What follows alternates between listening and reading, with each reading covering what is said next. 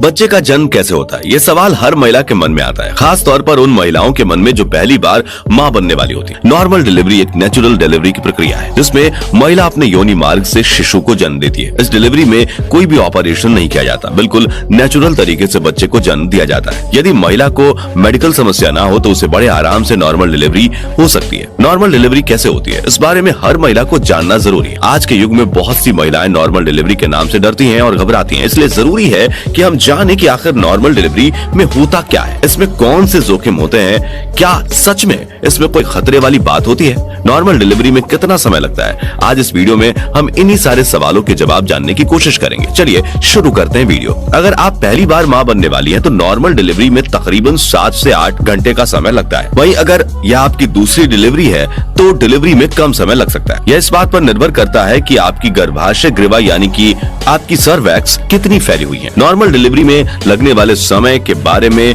जान लेने के बाद अब बारी है यह जानने की कि नॉर्मल डिलीवरी होती कैसे है। नॉर्मल डिलीवरी को 3 चरणों में बांटा गया है। जो पहला चरण होता है वो है 15 से 19 घंटे का। इस चरण में शिशु पेट के निचले हिस्से की तरफ आ जाता है। इस स्थिति में बच्चेदानी का मुख पतला होकर खुलने लगता है। इस दौरान हर 5 से 20 मिनट में पेट के निचले हिस्से में लगातार तेज दर्द होता है। इस चरण के शुरुआती दौर में गर्भाशय ग्रीवा तकरीबन 3 सेंटीमीटर तक खुलती है। इस दौरान महिला को अपना पूरा ध्यान रखना चाहिए और अकेले बिल्कुल भी नहीं रहना चाहिए। अपने साथ किसी न किसी को जरूर रखना चाहिए। साथ ही अपने डॉक्टर से संपर्क कर अस्पताल जाने की तैयारी शुरू कर देनी चाहिए। आपको हर 3 से 5 मिनट में संकुचन यानी कि कॉन्ट्रैक्शन होता है। आपको बार बार पेशाब जाने की इच्छा होती है। धीरे धीरे गर्भाशय ग्रीवा 3 से 7 सेंटीमीटर तक खुल जाती है और लगातार दबाव बढ़ता है। यह दबाव ठीक वैसा ही होगा जैसे पीरियड्स के दौरान पीठ के निचले हिस्से में होता है। ऐसा होने पर आपको अस्पताल जाने में देरी नहीं करनी चाहिए। अगले दौर में आपका गर्भाशय ग्रीवा 10 सेंटीमीटर तक खुल जाती है। इस चरण का दर्द लंबे समय तक लगातार रहता है। इस दौरान बच्चेदानी से म्यूकस प्लाक बाहर निकल जाता है जिससे लाल या भूरे रंग का डिस्चार्ज हो सकता है। इसके साथ ही बच्चे के चारों तरफ जो पानी होता है वो भी बाहर आ जाता है। नॉर्मल डिलीवरी के दूसरे चरण में शिशु गर्भाशय से बाहर निकलने लगता है। इसमें गर्भाशय ग्रीवा फैलने लगती है और संकुचन बहुत तेज होता है और लंबे समय तक चलता है। हर 3 से 4 मिनट में होने वाला यह संकुचन 45 से 60 सेकंड तक हो सकता है, लेकिन कभी कभी ये समय बढ़कर 1.5 मिनट या उससे ज्यादा भी हो सकता है। ये दर्द तेज होता है। ऐसे में महिला को जोर लगाते रहना चाहिए। शिशु के बाहर निकलने की प्रक्रिया 3 से 5 घंटे तक चलती है। ये चरण 20 मिनट से 2 घंटे तक रह सकता है। नॉर्मल डिलीवरी में बच्चे का चेहरा मां की पीठ की ओर होता है। गर्भाशय का निचला हिस्सा धीरे धीरे ज्यादा खुलने लगता है।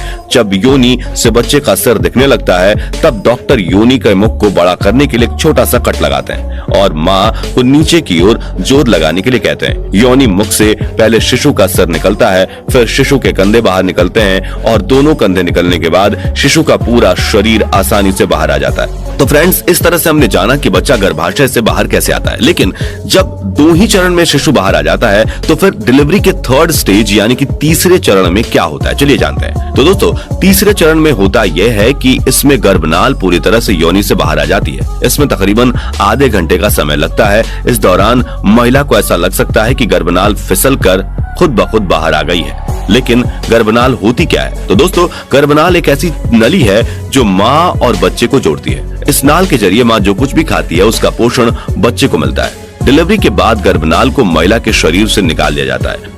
गर्भनाल का निकलना बहुत जरूरी होता है क्योंकि यदि नाल महिला के शरीर में रह जाए तो वह इन्फेक्शन का शिकार हो सकती है। दोस्तों, यदि पहले से ही अंदाजा हो जाए कि डिलीवरी नॉर्मल होने के चांसेस हैं या नहीं तो कितना अच्छा होगा, है ना? तो आपको बता दें कि कुछ ऐसे लक्षण होते हैं जिससे पता लग सकता है कि महिला को नॉर्मल डिलीवरी होगी या नहीं। तो क्या है ये लक्षण, आइए जानते हैं। प्रेगनेंसी के 34 से लेकर 38वें सप्ताह में बच्चे का सर नीचे की तरफ आने लगे तो ये नॉर्मल डिलीवरी की संभावना को बढ़ा देता है। बच्चे के नीचे की ओर आने से महिला को उठने बैठने और चलने फिरने में परेशानी होने लगती है। यह भी नॉर्मल डिलीवरी का एक लक्षण हो सकता है। जब नॉर्मल डिलीवरी होने वाली होती है तो गुदा मार्ग के म्यूकस लचीले हो जाते हैं और मल पतला हो जाता है। एक बात जो नॉर्मल डिलीवरी के लिए बहुत जरूरी है वह है आपका खान पान। एक संतुलित खान पान का नॉर्मल डिलीवरी में खास योगदान होता है। गर्भावस्था के दौरान जरूरी है कि आप पोषक तत्वों से भरपूर बैलेंस्ड डाइट लें। विटामिन सी युक्त चीजें जैसे कि संतरा और नींबू को अपने डाइट में शामिल करें। इसके अलावा कैल्शियम युक्त भोजन पर भी खासा ध्यान दें। डॉक्टर की निगरानी में रहकर महिला कैल्शियम की गोलियों को भी ले सकती है। शरीर में खून की कमी ना हो इसके लिए महिला को आयरन युक्त चीजें ज्यादा से ज्यादा भोजन में शामिल करनी चाहिए। तो दोस्तों, आज हमने नॉर्मल डिलीवरी के बारे में बहुत कुछ जान लिया। आज के वीडियो के लिए बस इतना ही। अगर आपको ये वीडियो पसंद आया हो तो इसे लाइक शेयर करें। ऐसे ही इंपॉर्टेंट और नॉलेज वाले वीडियोस के लिए इस चैनल को सब्सक्राइब और फेसबुक पेज को फॉलो जरूर करें। Thanks for watching.